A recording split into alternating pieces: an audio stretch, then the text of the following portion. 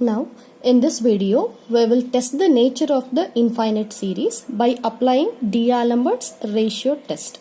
Okay, that is, we will find out whether the series is convergent or divergent by applying the ratio test. And to write the conclusion, we must know the statement of the D'Alembert's ratio test. And the statement is, if summation an is a series of positive terms such that limit an plus 1 divided by an as n tends to infinity equal to L, then the series is convergent if L less than 1 and divergent if L greater than 1, and the test fails if L is equal to 1. Okay, so the meaning is they give one series of positive terms, that is summation an. In that series you need to identify nth term, that is an, and you need to write an plus 1, the next term, n plus 1th term. Okay, and then you are writing the ratio and applying limit as n tends to infinity. After finding out the answer for that, if the answer is less than 1, then the series is convergent, and if the answer that you get for this limit is greater than 1, then the series is divergent, and if the answer is equal to 1, then you need to write the conclusion test fails at L is equal to 1. Okay, and now we'll see one problem on that. Discuss the convergence of the series 1 plus 2 square by 2 factorial plus 3 square by 3 factorial plus so on up to infinity. Okay, and to write the solution, write the given series in the question. Okay, so the series you have written, and now you need to see the terms. In the second term you have 2 square divided by 2 factorial, and in the next term 3 square divided by 3 factorial. So in the same way 4 square divided by 4 factorial. Next term will be 5 square divided by 5 factorial. So by comparing these terms, first term can be written as 1 square divided by 1 factorial. So you can easily guess the nth term, that is an. An is equal to n square divided by n factorial. Okay, and after writing an, you write the next term an plus 1 by looking at this. So in the place of n, you write n plus 1. Okay, so an plus 1 is n plus 1 whole square divided by n plus 1 factorial. And now in the next line, write limit an plus 1 divided by an as n tends to infinity. Now in this you substitute an plus 1 and also an. Okay, and here after writing an plus 1, you are writing 1 divided by an. Okay, so this n square divided by n factorial, after writing in the denominator, if you take the reciprocal, it will be n factorial divided by n square, that is 1 divided by an is n factorial into n square. Okay, the reciprocal. And now in the next term you need to in the next line you are simplifying the expression. So for that simplification, n plus 1 factorial to be written as n plus 1 into n factorial. For example, 5 factorial you are writing as 5 into 4 factorial.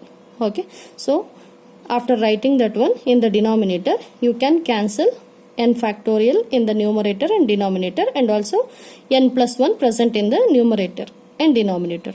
Okay, so after cancelling the terms, you will get limit n tends to infinity n plus 1 divided by n square. Okay, now you need to apply limit n tends to infinity. So for that you need to take n common in the numerator and denominator. So denominator is a single term n square, so need not worry. And in the numerator, if you take n common, n of 1 plus 1 by n. Okay, now you cancel 1n and apply n tends to infinity. So 1 divided by infinity in the numerator will be 0. So in the numerator you will get 1, but in the denominator n is there. So when you apply n tends to infinity, it will be infinity. So 1 by infinity is 0. Total answer is 0. And now we need to write the conclusion by looking at the statement of the test. Okay, so if the value L, if the answer we obtained is less than 1, then the series is convergent. Okay, so you are writing the conclusion by D'Alembert's ratio test series convergence as the obtained value is less than 1. Okay, now consider second problem. Discuss the convergence of the series 2 divided by 3.4 plus 2.4 divided by 3.4.5 plus 2.4.6 divided by 3.4.5.6 plus so on up to infinity. Okay, to write the solution, you write the series again, and by comparing the terms you write an. Okay, so in the first term 2 is there, second term 2.4 in the numerator, next term is 2.4.6, so even numbers in the numerator. So you are writing an as 2.4.6 up to 2n. Okay, and in the numerator it is starting from 3. Okay, so 3.4, next is 3.4.5. So next is in the next term you have 3.4.5.6. So if you extend the same, in the nth term you will get 3.4.5.6 and so on up to n plus 2. Okay, and now by looking at this you write next term, that is an plus 1. So next term after 2n is 2 of n plus 1, and in the denominator it is after n plus 2 n plus 3. So write an plus 1. And then in the next line you write limit an plus 1 divided by an as n tends to infinity and substitute this an plus 1. So denominator an is there, so this you can write as an plus 1 into 1 by an. So the reciprocal of this you are writing here, and after substitution you can easily cancel the terms, and the remaining term you can write in the next line, that is 2n plus 2 divided by n plus 3. And now you are applying limit as n tends to infinity by taking n outside. Okay, so in the numerator if you take n outside as a common factor, 2 plus common factor in the sense to cancel this n you are taking it outside. Okay, so 2 plus 2 divided by n, and in the denominator if you take n outside it will be inside the bracket 1 plus 3 divided by n. So after cancelling n, when you apply limit as n tends to infinity, 2 by infinity will be 0, 3 by infinity will be 0, any number by infinity will be 0. So you will be left with 2 and 1 in the numerator and denominator respectively. Okay, so the answer is 2. And now you recall the statement of D'Alembert's ratio test. If the obtained answer is greater than 1, the series diverges. Okay, so write the same conclusion here. So the series is divergent. Okay, coming to third problem. Discuss the convergence of the series 1 plus x by 2 plus x square by 5 plus x cube by 10 and so on.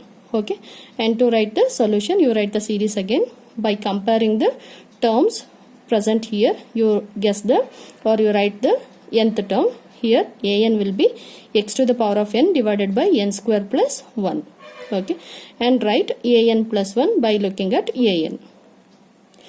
Then write limit as n tends to infinity an plus 1 divided by an, substitute an plus 1 and an, and here in the next line x to the power n plus 1 you need to split as x to the power of n into x to the power 1. Okay, and this x to the power of n you can cancel with the x to the power of n in the denominator. Okay, so after cancelling in the numerator you have only x and this n square plus 1 to be written as n square outside of 1 plus 1 by n square, and in the denominator also you are taking n outside. So here n square outside in the first term, so you will get n square of 1 plus 1 by n whole square, and again you are taking n square outside in the full term.